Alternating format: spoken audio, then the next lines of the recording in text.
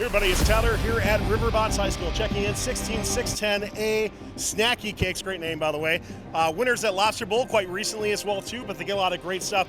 One of the things we got a lot of recommendations about this team was their mobile goal D score, so we'll be of course diving more into that. A lot of other great things for this robot too. Excellent design as they've gone all the way through. We talked about the clamp that they had, of course working with their intake and many other great features. So let's learn more about this team coming up here on Pits and Parts. This video on fun is brought to you by viewers like you and also in partnership with the following. The Robotics Education and Competition Foundation provides fantastic programs for students from elementary school all the way through college. These include VEX, aerial drone competition, online challenges, JROTC, girl-powered, scholarships, certifications, and so much more. To discover these exciting opportunities, visit recf.org and get connected. Oh, let's work round up on this robot here, a little bit about the drivetrain, then we'll be going more into your intake, so talk to me more about it. For sure, yeah, let's start off with the drive base here. So we have a 450 RPM on 2.75-inch wheels. We have 6 motors driving it. This might be a little bit of a slow ratio compared to other bots, but we need to support the weight of all the features on our robot. So next we're gonna be going on to our intake design.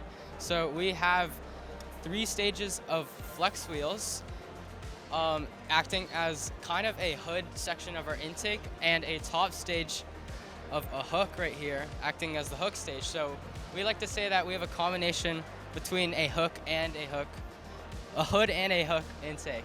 So I'm just gonna clamp this goal right here, and you can see that the ring will be spun up by these flex wheels and will reach the top hook stage and will be slammed into the mobile goal, just like that. So the reason we chose this design was because a common problem with the hook design was that they would have a long chain going through the robot, and it could like twist and it would snap basically. And if it snaps, then all their scoring opportunities, like they can't score anymore. So that's why we went with this design. We get the speed of a hood intake while getting the consistency of it and just the nice simplicity of a hook. So, are there any design challenges when going with multiple stages though you might have to consider? Definitely. A lot. We tuned compression a ton because we want it to be as efficient as possible.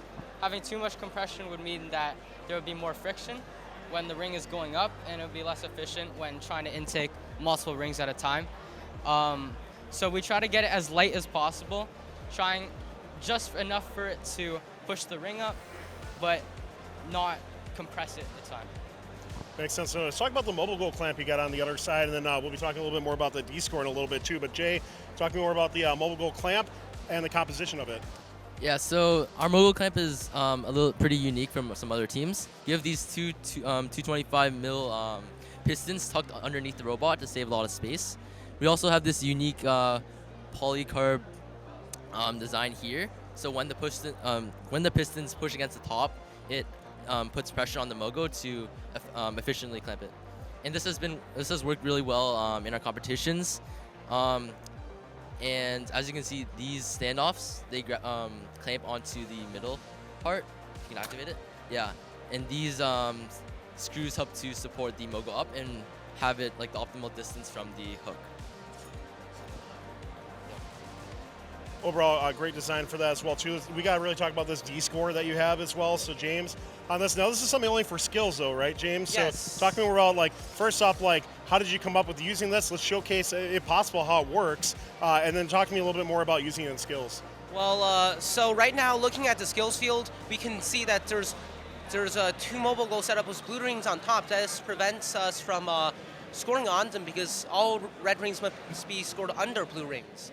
Now here we can see we have this D-score mech where we have this first stage of polycarb cutout that fits right under the goal. It will slide under the rings when we clamp onto the blue mobile goal, and here we'll bring it up to this stage where another piston will be kicking the ring out. Sometimes it doesn't work, which requires us to bang on the wall, but most of the times it will go straight out. And this allows us to unlock a skills cap of 74 points. We also have set up for normal tournament play, which is this polycarb cutout. As a lot of teams have it, this polycarb cutout usually fits right here for us to be able to line up to wall stakes a lot quicker. Now, it's not sacrificing much because this mechanism, it's really easy to take off. And even when we're not taking it off, we can just simply bend it back here, and it's completely match accessible.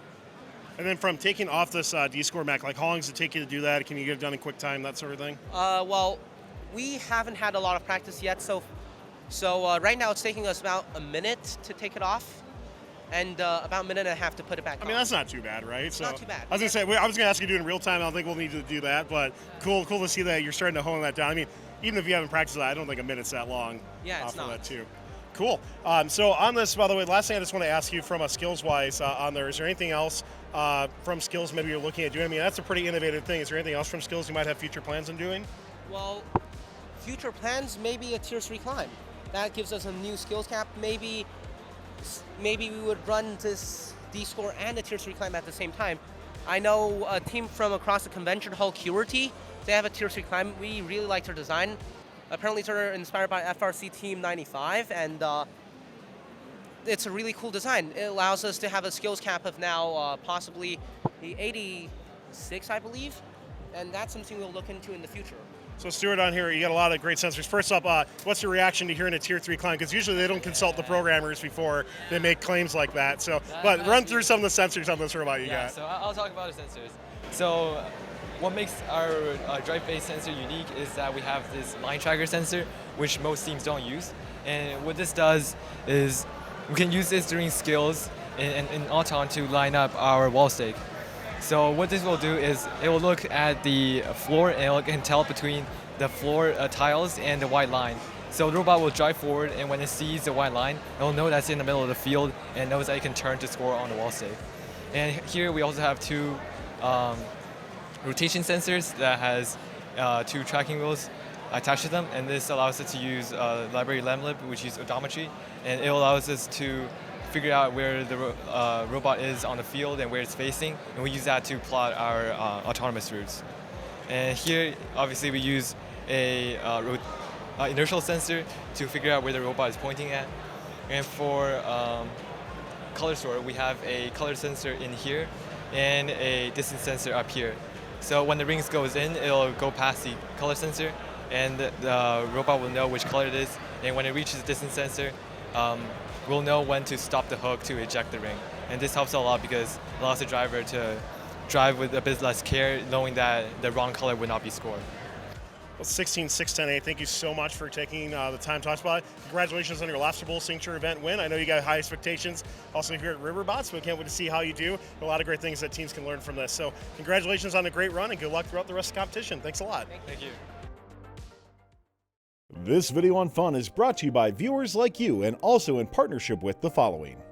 The Robotics Education and Competition Foundation provides fantastic programs for students from elementary school all the way through college. These include VEX, aerial drone competition, online challenges, JROTC, girl-powered, scholarships, certifications, and so much more. To discover these exciting opportunities, visit recf.org and get connected.